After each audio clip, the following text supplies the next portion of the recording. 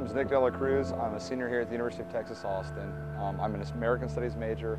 I took my LSAT in June. All my law school applications are done. I'm one of the few Iowans here at UT, and I carry the banner pretty proudly. When I was a junior in high school, I was doing my college, your discovery phase of looking up which colleges interest you, what clubs they have, looking at what draws you to a university. And I was looking through UT's clubs, just going through on the computer, and I came across Texas 4000. And every summer since I've been in 8th grade, I've ridden my bike across my home state of Iowa. So I've had a love of cycling and adventure that I thought Texas 4000 embodied. So that's the cycling side of it. On the cancer side, my mom, grandmother, and aunt have all had cancer, and my grandmother is a breast cancer survivor. My mother had childhood cancer, and it's just something that I thought would be very important to my family, and especially for my sister, because if you look at who the cancer goes through in our family, it's typically the women, and I'd like that to not be the case for my sister, so that's why I'm here.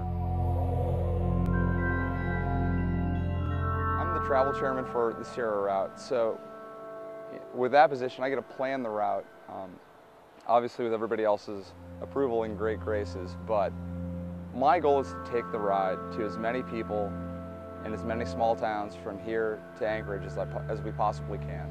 And even when we're in big cities, to do incredible outreach and programs. So what I want to take away and give Americans on this ride is a knowledge of who we are and what our mission is in fighting cancer, because cancer is one of those things that can unite so many different Americans that otherwise may not have much in common. So I think it's cool that there's something that you can communicate about with so many different types of people.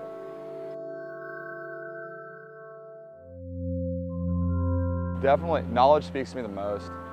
I think that it's absolutely imperative that Americans understand ways they can change their lifestyle to reduce their chances for cancer, whether that's by being active, not smoking, not drinking, doing things in moderation. I think it's important that we get that, early screenings. I think it's important we get that message out to as many different people as we can, because maybe someday they won't need the treatments if they don't get it to begin with. So.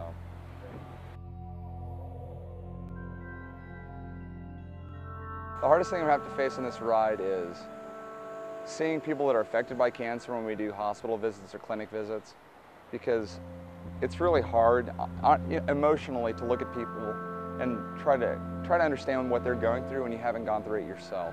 That's going to be extremely difficult. It's not the physical part, it's not the logistics part. I think that's going to be the most difficult part.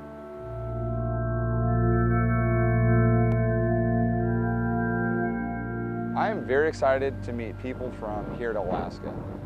I've never been to New Mexico, never been to Arizona, hardly been to Nevada, hardly been to the Pacific Northwest. So I'm excited to see all these different landscapes, all the people that live in them, and just connect about the issue of cancer with thousands and thousands of people. That's what I'm most excited about.